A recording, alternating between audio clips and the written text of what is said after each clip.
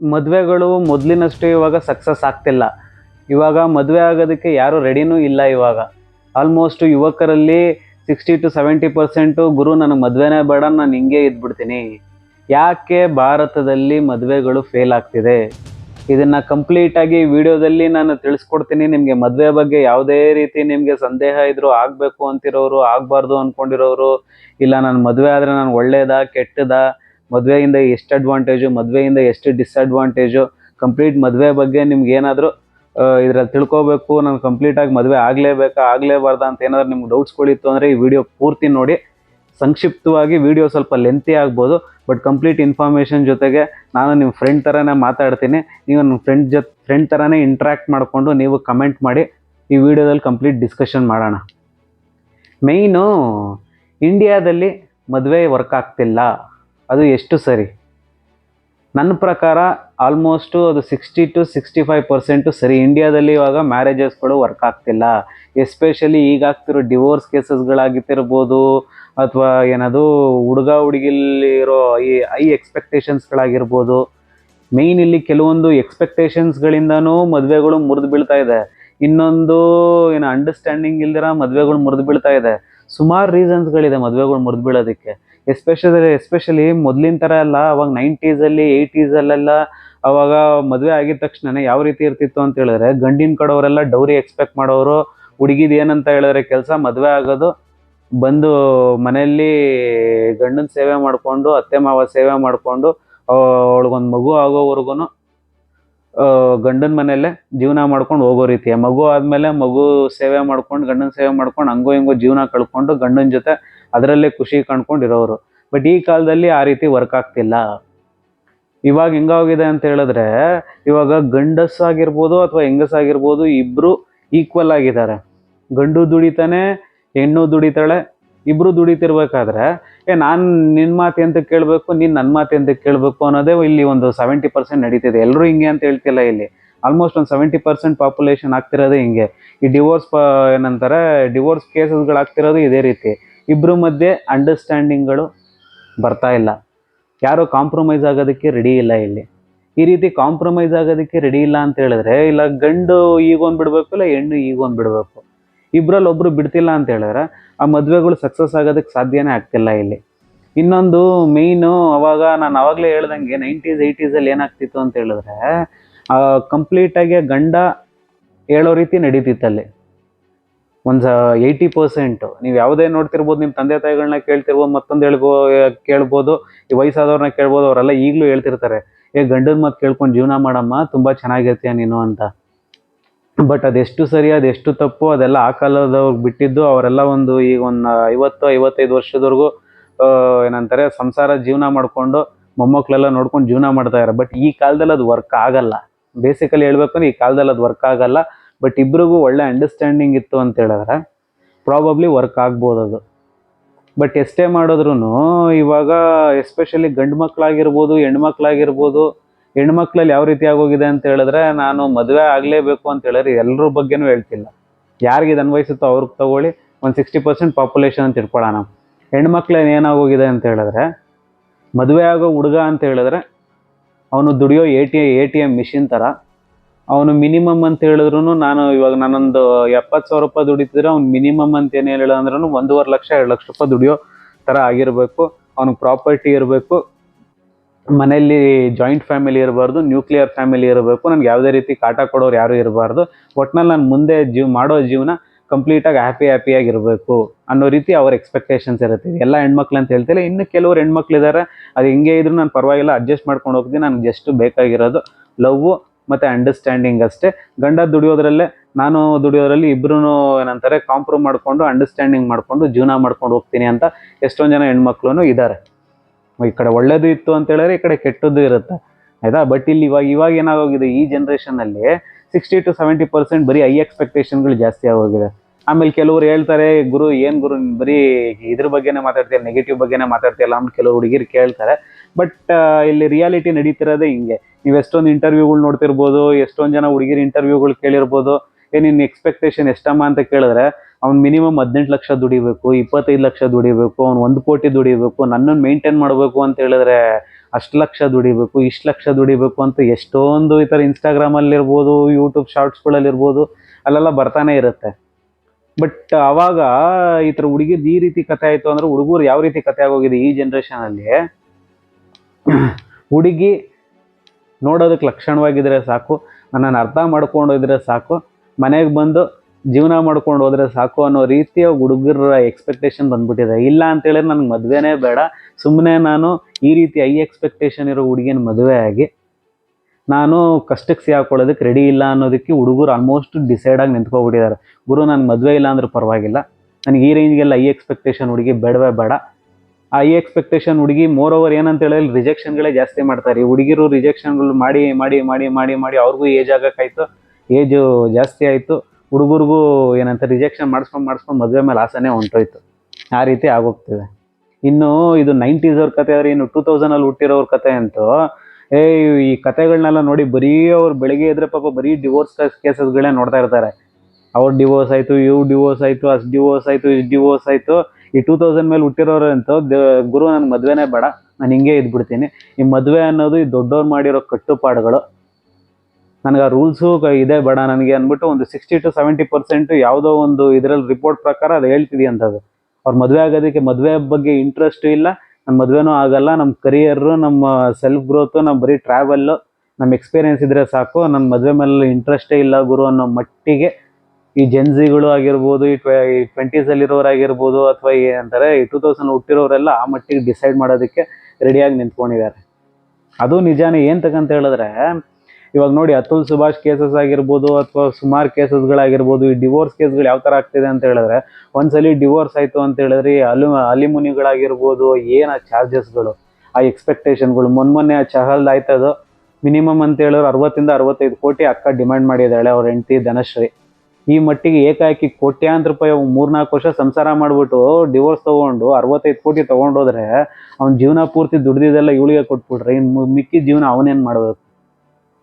ಇದು ಈ ರೀತಿ ಕತೆ. ಮೊದಲೆಲ್ಲ ಏನಾಗ್ತಿತ್ತು ಅಂತ ಹೇಳಿದ್ರೆ ಗಂಡಸ್ರು ಹೆವಿ ಡಿಮ್ಯಾಂಡ್ ಮಾಡ್ತಿದ್ರು, ಡೌರಿಗಳು ಎಕ್ಸ್ಪೆಕ್ಟ್ ಮಾಡ್ತಿದ್ರು, ಇಷ್ಟು ವರದಕ್ಷಿಣೆ ಕೊಡಬೇಕು, ಈ ಕಾರ್ ಕೊಡಬೇಕು, ಈ ಬೈಕ್ ಕೊಡಬೇಕು, ನನಗೆ ಆ ಸೈಟ್ ಕೊಡಬೇಕು ಅಂತೆಲ್ಲ ಹೆವಿ ಎಕ್ಸ್ಪೆಕ್ಟೇಷನ್ ಮಾಡೋರು. ಆ ಎಕ್ಸ್ಪೆಕ್ಟೇಷನ್ ಮಾಡಿ ಮಾಡಿ ಮಾಡಿ ಹೆಂಗಾಗೋಗಿತ್ತು ಅಂದರೆ ಬರೀ ಏನಂತಾರೆ ಗಂಡು ಮಕ್ಳ ಮೇಲೆ ಬ್ಲೇಮ್ ಸ್ಟಾರ್ಟ್ ಆಗ್ಬಿಟ್ಟಿರೋದು. ಏನು ಗಂಡು ಮಕ್ಳನ್ನ ಸಾಚ ಅಂತ ಹೇಳ್ತಿಲ್ಲ ನಾನಿಲ್ಲಿ, ಎಷ್ಟೊಂದು ಒಳ್ಳೇದಿತ್ತು ಅಂತ ಹೇಳಿದ್ರೆ ಕೆಟ್ಟದ್ದು ಇರುತ್ತೆ. ನಾನು ಹಿಂದಿನ ಬಗ್ಗೆ ಹೇಳ್ತಾ ಇದ್ದೀನಿ. ಈ ರೀತಿ ಎಲ್ಲ ಎಕ್ಸ್ಪೆಕ್ಟೇಷನ್ ಇತ್ತು.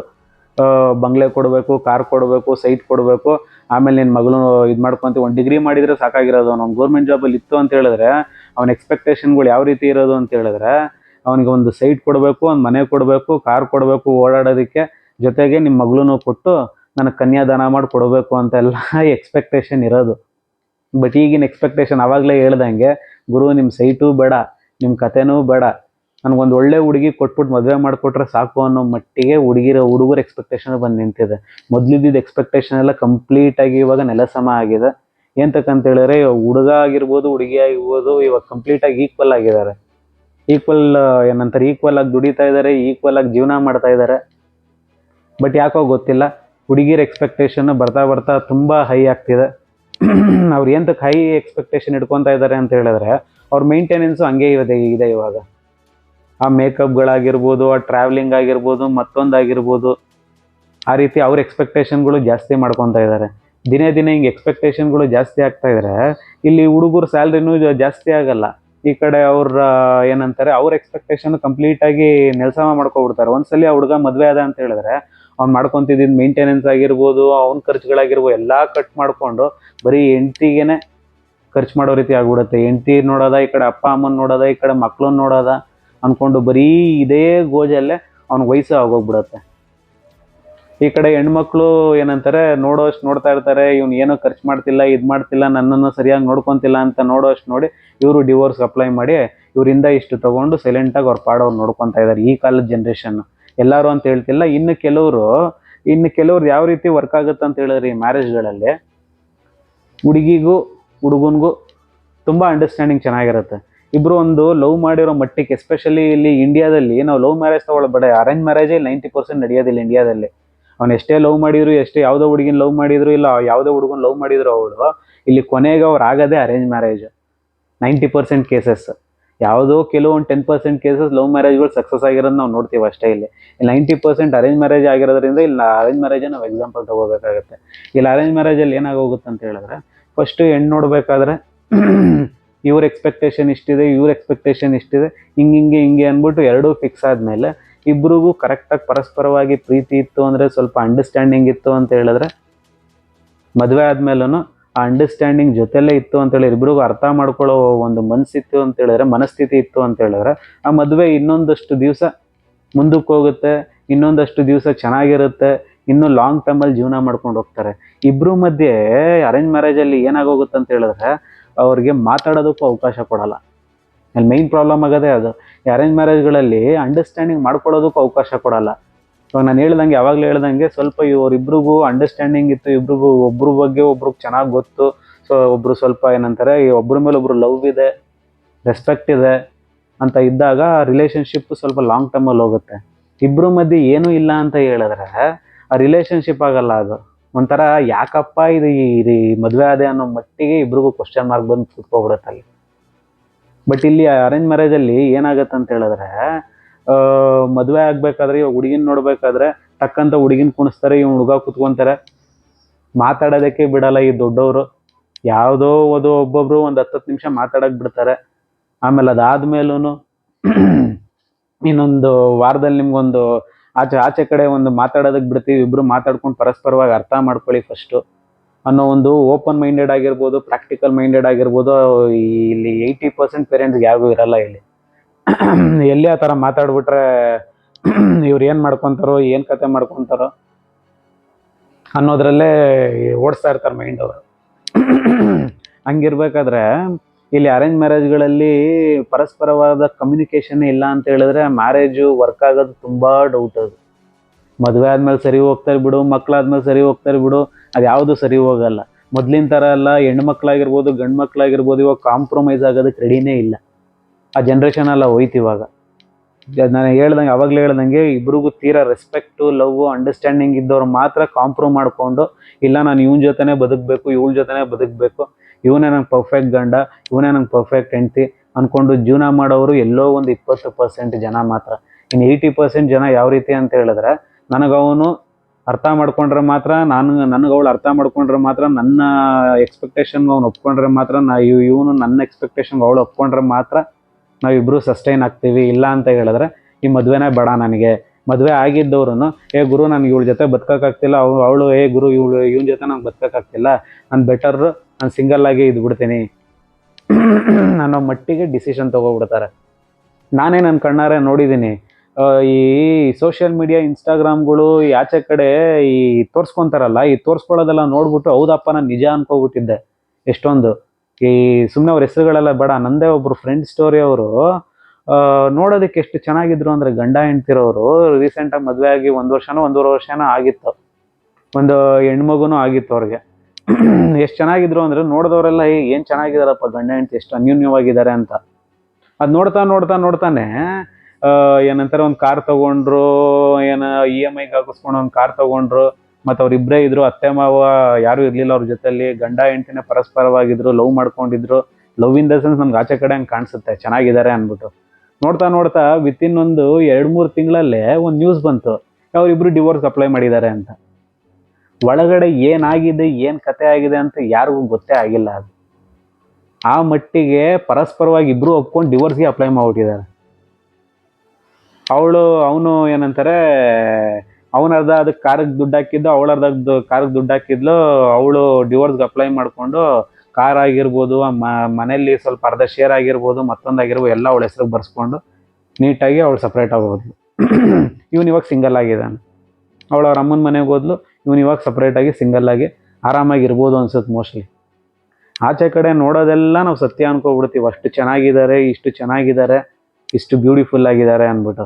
ಬಟ್ ಒಳಗಡೆ ಏನು ನಡೀತಿರುತ್ತೆ ಅಂದ್ಬಿಟ್ಟು ಆ ಗಂಡ ಹೆಂಡ್ತಿಗೆ ಮಾತ್ರ ಚೆನ್ನಾಗಿ ಗೊತ್ತಿರುತ್ತೆ ಅದು. ಆ ರೀತಿ ಈ ಜನ್ರೇಷನಲ್ಲಿ ಕತೆಗಳು ಜಾಸ್ತಿ ಆಗೋಗಿದೆ. ಇನ್ನೊಂದು ಇದರಲ್ಲಿ ಮುಖ್ಯವಾದ ಕಾರಣಗಳು ಯಾವ ರೀತಿ ಆಗೋಗಿದೆ ಅಂತ ಹೇಳಿದ್ರೆ, ಆವಾಗಲೇ ನಾನು ಹೇಳ್ದಂಗೆ ಡಿವೋರ್ಸ್ ಕೇಸಸ್ ಒಂದಾಗಿರ್ಬೋದು, ಅಥವಾ ಹೈ ಎಕ್ಸ್ಪೆಕ್ಟೇಷನ್ ಒಂದಾಗಿರ್ಬೋದು. ಇನ್ನೊಂದು ಇವಾಗ ಬರ್ತಾ ಯಾವ ರೀತಿ ಆಗೋಗಿದೆ, ಚೀಟಿಂಗ್ ಕೇಸಸ್ಗಳು ಜಾಸ್ತಿ ಆಗ್ತಾ ಇದೆ. ಚೀಟಿಂಗ್ ಕೇಸ್ ಯಾವ ರೀತಿ ಅಂತ ಹೇಳಿದ್ರೆ, ಮದುವೆ ಆದ್ಮೇಲೂ ಹುಡುಗ ಆಗಿರ್ಬೋದು ಹುಡುಗಿ ಆಗಿರ್ಬೋದು ಎಕ್ಸ್ಟರ್ನಲ್ ಅಫೇರ್ಗಳು ಇಟ್ಕೊಳ್ಳೋದು. ಈ ಎಕ್ಸ್ಟರ್ನಲ್ ಅಫೇರ್ಗಳು ಬರ್ತಾ ಬರ್ತಾ ಹೆಂಗ್ ಜಾಸ್ತಿ ಆಗೋಗಿದೆ ಅಂತ ಹೇಳಿದ್ರೆ, ಇವನು ಯಾರೋ ಮದುವೆ ಆಗಿರ್ತಾನೆ, ಈ ಮದುವೆ ಆಗಿರೋನು ಯಾವುದೋ ಆಂಟಿ ಜೊತೆ ಅಫೇರ್ ಇಟ್ಕೊಬಿಟ್ಟಿರ್ತಾನೆ. ಇಲ್ಲ ಇವಳು ಮದುವೆ ಆಗಿರ್ತಾಳೆ, ಈ ಗಂಡನಿಂದ ನನಗೇನೋ ಅಷ್ಟೊಂದು ಹ್ಯಾಪಿನೆಸ್ ಸಿಗ್ತಿಲ್ಲ ಅಂತ ಹೇಳ್ಬಿಟ್ಟು ಇವಳು ಯಾರೋ ಇವಳಿಗಿಂತ ಇನ್ನೊಬ್ಬನ ಚಿಕ್ಕ ಹುಡುಗನೋ ಮತ್ತೊಬ್ಬನ ಇಲ್ಲ ಎಕ್ಸ್ ಬಾಯ್ ಫ್ರೆಂಡ್ ಜೊತೆನೋ ಇನ್ನೂ ಸಂಪರ್ಕ ಇಟ್ಕೊಂಡು ಈ ರೀತಿ ನಡೆಸ್ತಾ ಇರ್ತಾರೆ. ಈ ಸುಳ್ಳು ಅನ್ನೋದು ಯಾವುದು, ಸುಳ್ಳಿಗೆ ಯಾವತ್ತು ಆಯಸ್ ಕಡಿಮೆ ಅಲ್ವಾ, ಯಾವ ಥರ ಒಂದು ದಿವಸ ಗೊತ್ತಾಗ್ಬಿಟ್ಟು ಇದು ದೊಡ್ಡ ಇಶ್ಯೂ ಆಗಿ ಅದರಲ್ಲೂ ಡಿವೋರ್ಸ್ಗಳಾಗೋಗ್ಬಿಡೋದು. ಈ ಎಕ್ಸ್ಟರ್ನಲ್ ಅಫೇರ್ಗಳು, ಈ ಚೀಟಿಂಗ್ಗಳು ಜಾಸ್ತಿ ಆಗ್ತದೆ ಈ ನಡುವೆ. ಈ ರೀತಿ ಎಲ್ಲ ಇದು ನೋಡ್ತಾ ಇದ್ರೆ ಮದುವೆನೇ ಬೇಡಪ್ಪ ಅನ್ನೋ ಮಟ್ಟಿಗೆ ಈಗಿನ ಯುವಕರು ರೆಡಿಯಾಗಿ ನಿಂತಿದ್ದಾರೆ. ಬಟ್ ಇನ್ನು ಕೆಲವರು ಇಲ್ಲ, ನನ್ನ ಅರ್ಥ ಮಾಡಿಕೊಂಡು ನಮ್ಮಿಬ್ರಿಗೂ ಪರಸ್ಪರ ಅಂಡರ್ಸ್ಟ್ಯಾಂಡಿಂಗ್ ಇತ್ತು, ನಮ್ಗೆ ಯಾವುದೇ ರೀತಿ ಎಕ್ಸ್ಪೆಕ್ಟೇಷನ್ ಇಲ್ಲ, ಇಬ್ಬರು ಚೆನ್ನಾಗಿ ಬಾಳ್ತೀವಿ, ನೀನು ದುಡಿತಿದ್ಯಾ ನಾನು ದುಡಿತಿದ್ದೀನಿ, ಇಬ್ಬರು ಅದರಲ್ಲೇ ಜೀವನ ಮಾಡಿಕೊಂಡು ಒಂದು ಗುರಿನ ಹಿಡ್ಕೊಂಡು ಒಂದು ಗೋಲ್ ಹಿಡ್ಕೊಂಡು ನಾವು ಒಂದು ದೊಡ್ಡದಾಗಿ ಅಚೀವ್ ಮಾಡೋಣ ಅಂದ್ಕೊಂಡು ಎಲ್ಲೋ ಒಂದು ರೇರ್ 10% ಕಪಲ್ಗಳು ಆ ರೀತಿ ಡಿಸೈಡ್ ಮಾಡ್ಕೊಂಡು ಮದುವೆ ಆಗಿ ಅವರು ಚೆನ್ನಾಗೇ ಇದ್ದಾರೆ. ಅವರು ಹಿಂಗಿರ್ಬೇಕಾದ್ರೆ ಈ ಜನ್ರೇಷನಲ್ಲಂತೂ ದೇವ್ರೆ ನನಗೆ ಮದುವೆ ಬೇಡ, ಸಂಸಾರ ಬೇಡ, ಹೆಂಡತಿ ಬೇಡ, ಗಂಡ ಬೇಡ, ನಾನು ಹಿಂಗೆ ಇರೋಕ್ಕೆ ಬಿಟ್ಬಿಡು. ಅದು ಎಸ್ಪೆಷಲಿ ಅವ್ರು ಈಗಿನ ಕಾಲದವ್ರಂತೂ ತಂದೆ ತಾಯಿ ಮಾತುಗಳಂತೆಲ್ಲ ಕೇಳೋ ಸೀನ್ಗಳೇ ಇಲ್ಲ. 90s ಕೇಳ್ಕೊಂಡು ಬಂದರು. ಈಗಿನ 2000 ಹುಟ್ಟಿರೋರಂತೂ ನನ್ನ ಮದುವೆ ಬೇಡ ಅಂದರೆ ಬೇಡ, ನಾನು ಸಿಂಗಲ್ ಆಗಿರ್ತೀನಿ, ನೀವು ಜಾಸ್ತಿ ಮಾತಾಡಿ ನಾನು ಅಬ್ರಾಡ್ಗೆ ಹೋಗ್ತೀನಿ, ಅಲ್ಲೋಗಿ ನಾನು ದುಡ್ಕೊಂಡು ನನ್ನ ಪಾಡಿಗೆ ನಾನು ಜೀವನ ಮಾಡ್ತೀನಿ, ನೀವು ಫೋರ್ಸ್ ಗಿರ್ಸ್ ಎಲ್ಲ ಮಾಡೋ ಸೀನೇ ಇಲ್ಲ, ನನಗೆ ಮದುವೆ ಮೇಲೆ ಇಂಟ್ರೆಸ್ಟು ಇಲ್ಲ, ನನಗೆ ಮದುವೆನೂ ಬೇಡ ಅನ್ನೋ ಮಟ್ಟಿಗೆ ಅವರು ರೆಡಿಯಾಗಿ ನಿಂತ್ಕೊಂಡಿದ್ದಾರೆ. ಈ ಥರ ಮದುವೆ ಮೇಲೆ ನಂಬಿಕೆಗಳು ಕಳ್ಕೊತಿರ್ಬೇಕಾದ್ರೆ ಇನ್ನು ಮದುವೆ ಅನ್ನೋ ಕಾನ್ಸೆಪ್ಟ್ ಇರುತ್ತೋ ಇರೋಲ್ಲೂ ಗೊತ್ತಿಲ್ಲ ಮುಂದಕ್ಕೆ. ಮೋಸ್ಟ್ಲಿ ನನಗನ್ಸೋ ಪ್ರಕಾರ ಈ ಮದುವೆ ಅನ್ನೋ ಕಾನ್ಸೆಪ್ಟು ಈ 2030-35ಗಳಷ್ಟರಲ್ಲೆಲ್ಲ ನೆಲಸಮನೇ ಆಗೋಗ್ಬಿಡುತ್ತೆ ಅನ್ಸುತ್ತೆ. ಬಟ್ ಏನೇ ಆದ್ರೂ ಮನುಷ್ಯ ತುಂಬ ದಿವಸ ಸಿಂಗಲ್ ಆಗು ಇರೋಕ್ಕಾಗಲ್ಲ. ಸಿಂಗಲ್ ಆಗಿರ್ತೀನಿ ಅಂತ ಹೇಳಿದ್ರೆ ಅವ್ನ will power, mind power strong ಆಗಿರಬೇಕು. ಬಟ್ ಈ ಹುಡುಗಿನ ಹುಡುಕ್ಬೇಕಾದ್ರೆ ಆಗಿರ್ಬೋದು, ಹುಡುಗನ ಹುಡುಕ್ಬೇಕಾದ್ರೆ ಆಗಿರ್ಬೋದು, ಅದ್ರಲ್ಲಿ ಸ್ವಲ್ಪ ಆತರ ಬಿದ್ದರೆ ಲೈಫ್ ಪೂರ್ತಿ ಏನಂತಾರೆ ಬರ್ಬಾದ್ ಮಾಡ್ಕೊಳ್ಳೋದಂತೂ ಗ್ಯಾರಂಟಿ. ಹುಡುಗ ಆಗಿರ್ಬೋದು, ಹುಡುಗಿ ಆಗಿರ್ಬೋದು. ನೀವು ಒಂದು ಹುಡುಗಿನ ಹುಡುಕ್ತಾ ಇದ್ದೀನಿ ಅಂತ ಹೇಳಿದ್ರೆ ಒಂದಲ್ಲ ಎರಡಲ್ಲ 10 ಸಲ ಅವಳ ಜೊತೆ ಮಾತಾಡಿ ಅಂಡರ್ಸ್ಟ್ಯಾಂಡಿಂಗಿಗೆ ಬನ್ನಿ. ನಿಮ್ಗೆ ಅವಳನ್ನ ನೀವು ಅರ್ಥ ಮಾಡ್ಕೊಳ್ಳಿ, ಅವಳು ನಿಮ್ಮನ್ನು ಅರ್ಥ ಮಾಡ್ಕೊಳ್ಳಿ. ಇಬ್ರಿಗೂ ಒಂದು ಸ್ವಲ್ಪ ಲವ್ ಹುಟ್ಟಿತು ಅಂತ ಹೇಳಿದ್ರೆ ಅದು ಫಿಸಿಕಲ್ ಅಟ್ರಾಕ್ಷನ್ ಆಗಿರ್ಬೋದು, ಫಿಸಿಕಲ್ ಅಟ್ರಾಕ್ಷನ್ ಆಗಿರಬಾರ್ದು. ಅದು ಅವ್ರ ಕ್ಯಾರೆಕ್ಟರ್ ಮೇಲೆ ನಿಮ್ಗೆ ಲವ್ ಆಗಿರಬೇಕು, ಅವ್ರು ನಡ್ಕೊಳ್ಳೋ ರೀತಿ ಮೇಲೆ ಲವ್ ಆಗಿರಬೇಕು, ಮತ್ತು ಅವ್ರು ನಿಮ್ಮನ್ನು ಅರ್ಥ ಮಾಡ್ಕೊಳ್ಳೋ ರೀತಿ ಮೇಲೆ ಲವ್ ಆಗಿರಬೇಕು. ಅದು ಹುಡುಗಾಗಿರ್ಬೋದು, ಹುಡುಗಿಗಾಗಿರ್ಬೋದು. ಈ ರೀತಿ ನಿಮಗೆ ಕ್ಯಾರೆಕ್ಟರ್ ಮೇಲೆ ಲವ್ ಬಂತು ಅಂತ ಹೇಳಿದ್ರೆ, ಇಬ್ರಿಗೂ ಅವ್ರವ್ರ ಕ್ಯಾರೆಕ್ಟರ್ ಮೇಲೆ ಲವ್ ಬಂತು ಅಂತ ಹೇಳಿದ್ರೆ ಅವ್ನು ಎಂಥ ಕಷ್ಟದಲ್ಲಾದರೂ ಇರ್ಬೋದು ಅಥವಾ ಅವಳು ಎಂಥ ಕಷ್ಟದಲ್ಲಾದರೂ ಇರ್ಬೋದು, ಇಬ್ಬರು ಕಷ್ಟ ಸುಖ ಹಂಚ್ಕೊಂಡು ಜೀವನ ಮಾಡ್ಕೊಂಡು ಹೋಗ್ತಾರೆ. ಇಲ್ಲ ಅಂತ ಹೇಳಿದ್ರೆ, ಇಲ್ಲ ನಾನು ಎಕ್ಸ್ಪೆಕ್ಟೇಷನಲ್ಲಿ ಮಾತ್ರ ಇವನ್ನ ಮದುವೆ ಆಗಿದ್ದೀನಿ, ಇವನ್ನ ಹಿಂಗೆ ನೋಡ್ಕೊತೀನಿ ಅಂತ ಪ್ರಾಮಿಸ್ ಮಾಡಿದ್ದ, ಇವಾಗ ನೋಡ್ಕೊತಿಲ್ಲ, ಅದಕ್ಕೆ ನಾನು ಹಿಂಗೆ ಬಿಡ್ತಾ ಇದೀನಿ ಅಂತ ಹೇಳಿ ದೇವರಾಣೆಗೂ ಮದುವೆ 6 ತಿಂಗಳೂ ಇರಲ್ಲ. ಎಕ್ಸ್ಪೆಕ್ಟೇಷನಲ್ಲಿ ಮಾತ್ರ ಯಾವತ್ತೂ ಯಾರೂ ಮದುವೆ ಆಗಬೇಡ್ರಿ. ಎಕ್ಸ್ಪೆಕ್ಟೇಷನ್ ಇಟ್ಕೊಂಡು ಮದುವೆ ಆಗ್ಬಿಡ್ತೀನಿ ನಾನು, ಇವಾಗ ಅವಳು ಹಂಗೆ ಮಾತು ಕೊಟ್ಟಿದ್ದಾಳೆ, ಇವ್ನು ಹಿಂಗೆ ಮಾತು ಕೊಟ್ಟಿದ್ದಾಳೆ, ಅದಕ್ಕೆ ನಾನು ಎಕ್ಸ್ಪೆಕ್ಟೇಷನ್ ಇಟ್ಕೊಂಡು ಮದುವೆ ಆಗ್ತಾ ಇದ್ದೀನಿ ಅಂದ್ಕೊಂಡು ಹೋದರೆ ಡೆಫಿನೆಟ್ಲಿ ಆ ಮದುವೆ ಬರ್ಬಾದೇ. ಅದು ಇನ್ನೊಂದು, ಈ ಮದುವೆಗಳು ವರ್ಕ್ ಆಗ್ತಿಲ್ದಿರೋದಕ್ಕೆ ಮೇಯ್ನ್ ರೀಸನ್ ಇಲ್ಲಿ ಇಂಡಿಯಾದಲ್ಲಿ, ನಮ್ಮ ಭಾರತದಲ್ಲಿ ಈ ಗ್ರ್ಯಾಂಡ್ ವೆಡ್ಡಿಂಗ್ಸ್ಗಳು ಅಲ್ಲ ಗುರು. ಏನದು ಒಂದೊಂದು ಮದುವೆಗೆ ಇವಾಗ ಆ್ಯಾವ್ರೇಜ್ ಮದುವೆ ಅಂದರೆ 25-30 ಲಕ್ಷ ರೂಪಾಯಿ ಖರ್ಚು ಮಾಡಿಕೊಂಡು, ಅದು ಸಾಲ ಆಗಲಿ ಸೂಲ ಆಗಲಿ EMIಗಳು ತೊಗೊಂಡು ಗ್ರ್ಯಾಂಡ್ ವೆಡ್ಡಿಂಗ್ ಮಾಡಿ ಕಂಡೋರಿಗೆ ರಿಲೇಟಿವ್ಸ್ಗಳ ತಿನ್ನಿಸಿ ಕೊನೆಗೆ ಅವ್ರ ದುಡ್ಡನ್ನೇ ಅವ್ರು ಖಾಲಿ ಮಾಡಿಕೊಂಡು ಅವರೇ ಸಾಲದಲ್ಲಿ ಹಿಡ್ಕೊಬಿಡ್ತಾರೆ. ಈಗಲೂ ಅದು ಹೋಗಿಲ್ಲ. ಅದು ಈ ಕಂಡೋರಿಗೆ ತೋರಿಸೋದು, ಈ ರಿಲೇಟಿವ್ಗಳಿಗೋಸ್ಕರ ಮದುವೆ ಆಗೋದು, ಅದನ್ನ ಈಗಲೂ ಅವ್ರು ಬಿಡ್ತಾ ಇಲ್ಲ ಯಾರೂ. ಆ ಗ್ರ್ಯಾಂಡ್ ವೆಡ್ಡಿಂಗ್ನ ನಾವು ಯಾವತ್ತು ಸ್ಟಾಪ್ ಮಾಡ್ಕೊತೀವೋ ಅವಾಗ ಸ್ವಲ್ಪ ಫೈನಾನ್ಷಿಯಲಿ ಹುಡುಗ ಆಗಿರ್ಬೋದು, ಹುಡುಗಿ ಆಗಿರ್ಬೋದು ಸ್ಟೇಬಲ್ ಆಗಿರ್ತಾರೆ. ಈ ಹುಡುಗಿ ಕಡೆಯವರು ನಮ್ಮ ರಿಲೇಟಿವ್ಸ್ಗಳು ಬರ್ತಾರೆ, ಅವ್ರನ್ನ ಮೆಚ್ಚಿಸ್ಬೇಕು, ಅದು ಮಾಡಬೇಕು ಇದು ಮಾಡಬೇಕು ಅಂತೆಲ್ಲ ಹೇಳಿ ಸಾಲ ಸೂಲ ಮಾಡಿ ಮಗಳು ಮದುವೆ ಮಾಡಬೇಕು ಅಂದ್ಬಿಟ್ಟು ಅಲ್ಲಿ ಇಲ್ಲಿ ಸಾಲಗಳು ತೊಗೊಂಡು EMIಗಳು ತೊಗೊಂಡು ಇನ್ನೊಂದೇನೋ ಮಾರಿ ಮದುವೆ ಮಾಡಿ ಕಳಿಸ್ಬಿಡ್ತಾರೆ. ಆ ಹುಡುಗಿ ಏನಾದ್ರು ಒಂದು 3 ತಿಂಗಳಿಗೋ 6 ತಿಂಗಳಿಗೋ ಸೆಟ್ಟೇ ಆಗಿಲ್ಲ ಅಂತ ವಾಪಸ್ ಬಂತು ಅಂತ ಹೇಳಿದ್ರೆ ಹುಡುಗಿನೂ ಮನೆಗೆ ಸೇರಿದಂಗೆ, ಈ ಕಡೆ ಸಾಲ ಸೂಲನೂ ತೀರ್ತಿಲ್ಲ, ಒಡವೆ ಗಿಡವೆ ಎಲ್ಲ ಮಾಡಿಕೊಂಡು ಇನ್ನೊಂದು ಯಾವುದೋ ಪ್ರಾಪರ್ಟಿಗಳು ಮಾರ್ಕೊಂಡು ಮತ್ತೆ ರೋಡಿಗೆ ಬರೋ ಪರಿಸ್ಥಿತಿಗೆ ಬಂದು ನಿಂತ್ಕೊಬಿಡುತ್ತೆ ಈ ಗ್ರ್ಯಾಂಡ್ ವೆಡ್ಡಿಂಗ್ಗಳು. ಈ ಹುಡುಗನೂ ಅಷ್ಟೇ, ಅವ್ನು ಸ್ವಲ್ಪ ಸ್ಯಾಲ್ರಿ ತೊಗೊತಿರ್ತಾನೆ, ಸಡನ್ನಾಗಿ ಮದುವೆ ಫಿಕ್ಸ್ ಆಗೋಗುತ್ತೆ, ಎಲ್ಲ ಗ್ರ್ಯಾಂಡ್ ಮದುವೆನೇ ಆಗಬೇಕು, ಫ್ರೆಂಡ್ಸಿಗೆ ತೋರಿಸ್ಬೇಕು, ರಿಲೇಟಿವ್ಗಳನ್ನ ಮೆಚ್ಚಿಸ್ಬೇಕು ಅಂತ ಹೇಳ್ಬಿಟ್ಟು ಇವನು ಲಕ್ಷಾಂತರ ರೂಪಾಯಿ ಸಾಲದವಳು ತೊಗೊಂಡು ಆಯಿತಾ, ಇವ್ನು ಸ್ಯಾಲ್ರಿ ಬರೋದಕ್ಕಿಂತ ಒಂದು ಮಿತಿ ಮೀರಿ ಸಾಲಗಳು ಮಾಡಿಕೊಂಡು EMIಗಳು ಕಟ್ಕೊಂಡು ಈ ಕಡೆ ಹೆಂಡ್ತಿನೂ ಸರಿಯಾಗಿ ನೋಡ್ಕೊಳಕ್ಕಾಗ್ತಿಲ್ಲ, ಈ ಕಡೆ ಫ್ಯಾಮಿಲಿಗೂ ಟೈಮ್ ಕೊಡೋಕ್ಕಾಗ್ತಿಲ್ಲ. ದುಡಿಮೆ ದುಡಿಮೆ ದುಡಿಮೆ ದುಡಿಮೆ ಅಂದ್ಕೊಂಡು ಇವನ ಮದುವೆ ಆಗಿರೋದಕ್ಕೂ ಎಂಜಾಯ್ಮೆಂಟ್ ಮಾಡೋದಕ್ಕೂ ಅವ್ನಿಗೆ ಟೈಮ್ ಇರಲ್ಲ. ಆ ಮಟ್ಟಿಗೆ ಅವನು ಆಕ್ಯುಪೈ ಆಗ್ಬಿಡ್ದಾನೆ ಈ ಸಾಲಗಳು ಮಾಡ್ಕೊಂಡು. ಎಸ್ಪೆಷಲಿ ಈ ಗ್ರ್ಯಾಂಡ್ ಮದುವೆ ಆಗಬೇಕು ಅನ್ನೋ ಒಂದು ಹುಚ್ಚಿಗೋಸ್ಕರ. ಇದು ಹುಡುಗಿಗೂ ಹುಚ್ಚಿರುತ್ತೆ, ಹುಡುಗನಿಗೂ ಹುಚ್ಚಿದ್ಬಿಟ್ಟಿರುತ್ತೆ ನಾವು ಬೇರೆಯವ್ರಿಗೆ ತೋರಿಸ್ಬೇಕು ಅಂತ. ಎಸ್ಪೆಷಲಿ ಈ ಕಾಲದಲ್ಲಿ ಎಲ್ರಿಗೂ ಅಂತ ಹೇಳ್ತಿಲ್ಲ, ಇವಾಗ ಬುದ್ಧಿ ಬರ್ತಾ ಇದೆ ಎಲ್ರಿಗೂ. ಗ್ರ್ಯಾಂಡ್ ವೆಡ್ಡಿಂಗು ಎಷ್ಟು ಡೇಂಜರಸ್ಸು, ಅದು ಫೈನಾನ್ಷಿಯಲಿ ಎಷ್ಟು ಏನಂತಾರೆ ಬರ್ಡನ್ ಕೊಡುತ್ತೆ ಒಬ್ರಿಗೆ ಅನ್ನೋದು ಈಗಿನ ಕಾಲದ ಹುಡುಗಿಯರು ಅರ್ಥ ಮಾಡ್ಕೊತಾ ಇದ್ದಾರೆ. ದಯವಿಟ್ಟು ಅಂತ ಗ್ರ್ಯಾಂಡ್ ವೆಡ್ಡಿಂಗ್ಗಳಿಗೆ ಯಾರು ಸಪೋರ್ಟ್ ಮಾಡಬೇಡಿ. ಅದು ನಿಮಗೆ ಫೈನಾನ್ಷಿಯಲಿ ಹೆವಿ ಥ್ರೆಟ್ ಕೊಟ್ಬಿಡುತ್ತದು. ಇವಾಗ ಸಾಲ ಗಿಲೆಲ್ಲ ಮಾಡ್ಕೊಂಡು 3-4 ವರ್ಷ ಬರೀ ಅವನಾಗಿರ್ಬೋದು ಇಲ್ಲ ಹುಡುಗಿ ತಂದೆ ತಾಯಿಗಳಾಗಿರೋದು ಬರೀ ಸಾಲ ತೀರಿಸೋದ್ರಲ್ಲೇ ಜೀವನ ಕಳೆದಂಗೆ ಆಗ್ಬಿಡುತ್ತೆ. ನಾವು ಈ ರಿಲೇಟಿವ್ಗಳು ತೋರಿಸೋದಕ್ಕೋಸ್ಕರ ಅವರು ಬಂದವ್ರು ಏನು ಕರೆಕ್ಟಾಗಿರಲ್ಲ, ತಿಂದುಬಿಟ್ಟು ಅದಕ್ಕೊಂದು 10 ಹೆಸರಿಟ್ಬಿಟ್ಟು ಆ ಮದುವೆನೇ ಗಬ್ಬೆಬ್ರಿಸ್ಬಿಟ್ಟು ಹೊಂಟೋಗ್ಬಿಡ್ತಾರೆ ನಾವು ಅಷ್ಟೆಲ್ಲ ಖರ್ಚು ಮಾಡಿದ್ರು.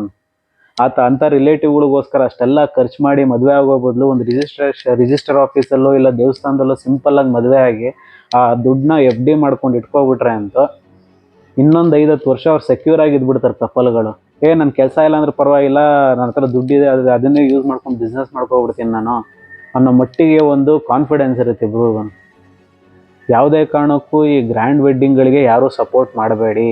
ಈ ಗ್ರ್ಯಾಂಡ್ ವೆಡ್ಡಿಂಗ್ಗಳಿಂದ ಫೈನಾನ್ಷಿಯಲಿ ಥ್ರೆಟ್ ಆಗೋದು ಮಾತ್ರ ಗ್ಯಾರಂಟಿ. ಯಾವುದೋ ಒಂದು ಈ ಬೇನಾಮಿ ದುಡ್ಡು ಇಲ್ಲ ಅಂತ ಹೇಳಿದ್ರೆ ಓಸಿ ದುಡ್ಡುಗಳು ಬಂದಿರುತ್ತಲ್ಲ, ಅದರಲ್ಲಿ ಮದುವೆ ಮಾಡಿಕೊಂಡ್ರೆ ಅದಕ್ಕೊಂದು ಲೆಕ್ಕಾಚಾರ ಇರುತ್ತೆ.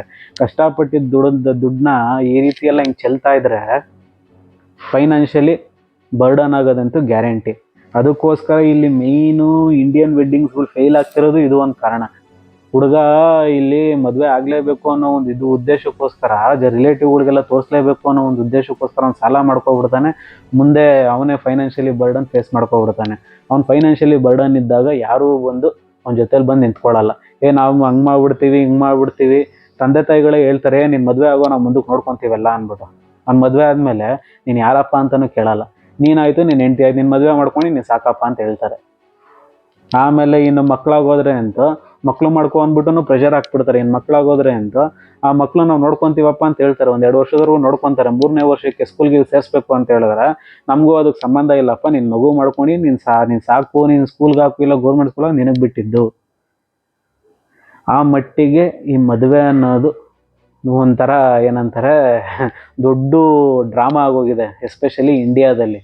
ಅದಕ್ಕೋಸ್ಕರ ಇಲ್ಲಿ ಇಂಡಿಯಾದಲ್ಲಿ ಮದುವೆಗಳು ಸಕ್ಸಸ್ಫುಲ್ ಆಗ್ತಿಲ್ಲ. ಮೊದಲಿನ ಥರ ಇಲ್ಲಿ ಸಕ್ಸಸ್ಫುಲ್ ಆಗ್ತಾನೇ ಇಲ್ಲ. ಇಲ್ಲಿ ಈಗಿರೋ ಈ ಜನ್ರೇಷನಲ್ಲಿ ಈಗಿರೋ ಈ ಫೈನಾನ್ಷಿಯಲ್ ಬರ್ಡನ್ಸ್ಗಳಾಗಿರ್ಬೋದು, ಈ ಎಕ್ಸ್ಪೆಕ್ಟೇಷನ್ಗಳಾಗಿರ್ಬೋದು, ಮತ್ತು ನಮ್ಮ ಸುತ್ತಮುತ್ತ ಏನಂತಾರೆ ಈ ಕರಿಯರ್ ಅನ್ಎಂಪ್ಲಾಯ್ಮೆಂಟ್ಗಳಾಗಿರ್ಬೋದು. ಕೆಲಸ ಇರುತ್ತೆ ಅವನಿಗೆ, ಸಡನ್ನಾಗಿ ಮದುವೆ ಆಗಿ 1-2 ತಿಂಗಳಿಗೆ ಈ ಅನ್ಎಂಪ್ಲಾಯ್ಡ್ ಆದರೂ ಆಗ್ಬಿಡ್ತಾನೆ. ಕೆಲಸದಿಂದ ತೆಗಿಯೋದಾಗಿರ್ಬೋದು ಅಥವಾ ಬಿಸ್ನೆಸ್ ಲಾಸಸ್ಗಳಾಗಿರ್ಬೋದು, ಸಡನ್ನಾಗಿ ಫೈನಾನ್ಷಿಯಲ್ ಬರ್ಡನ್ಗಳು ಬರೋದಾಗಿರ್ಬೋದು. ಹಿಂಗಿರ್ಬೇಕಾದ್ರೆ ಇನ್ನು ಮ್ಯಾರೇಜ್ಗಳು ಸಕ್ಸಸ್ ಆಗು ಅಂದರೆ ಎಲ್ಲಿಂದ ಸಕ್ಸಸ್ ಆಗುತ್ತೆ? ಹುಡುಗರುಗಳಿಗೆ 30, 40, 45 ಆದ್ರೂ ಕೆಲವ್ರು ಮದುವೆ ಆಗ್ತಿಲ್ಲ. ಹುಡುಗಿರಿಗೆ ಇನ್ನೂ 30, 32, 35 ಆದ್ರೂ ಅವ್ರಿಗೂ ಮದುವೆ ಆಗ್ತಿಲ್ಲ.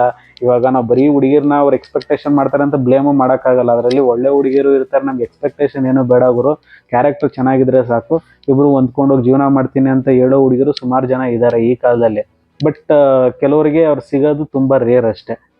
ಬಟ್ ಆಲ್ಮೋಸ್ಟ್ ಅವಾಗಲೇ ಹೇಳ್ದಂಗೆ ಎಕ್ಸ್ಪೆಕ್ಟೇಷನ್ಗಳೇ ಜಾಸ್ತಿ ಆಗ್ತಿದೆ. ಈ ಕಡೆ ಹುಡುಗರು ಎಕ್ಸ್ಪೆಕ್ಟೇಷನ್ ಎಲ್ಲ ಕಳ್ಕೊಂಡು ನನಗೆ ಮದುವೆನೂ ಬೇಡ, ಮುಂಜಿನೂ ಬೇಡ, ಏನೂ ಬೇಡ, ನಾನು ಹಿಂಗೆ ಇದ್ಬಿಡ್ತೀನಿ ಅಂತ ಡಿಸಿಷನ್ಸ್ಗಳಿಗೆ ಬಂದಿದ್ದಾರೆ. ಬಟ್ ಮದುವೆ ಆಗೋದು ಕಂಪ್ಲೀಟಾಗಿ ಅವ್ರವ್ರ ಡಿಸಿಷನ್ಸ್ಗಳಿಗೆ ಬಿಟ್ಟಿರೋದು.